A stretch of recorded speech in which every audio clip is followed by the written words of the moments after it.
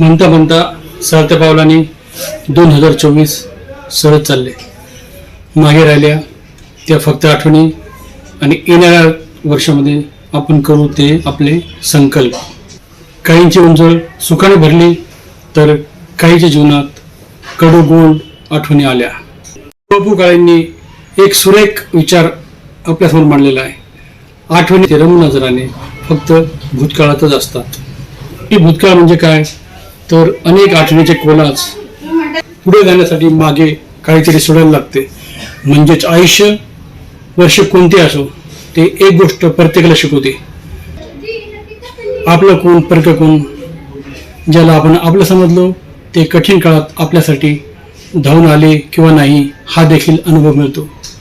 एखाद्या नवीन व्यक्तीच्या येण्यामुळे जसं आयुष्य बदलतं तसंच एखाद्या व्यक्तीच्या जाण्यामुळे सुद्धा आयुष्य बदलतं. नवीन संकल्प करून नव्या वर्षाच्या स्वागतासाठी सज्ज होऊया. गुरु ठाकूर यांच्या 2 वेळी मला आठवतात. आयुष्य वाढले म्हणून बेचैन उगा व्हावे.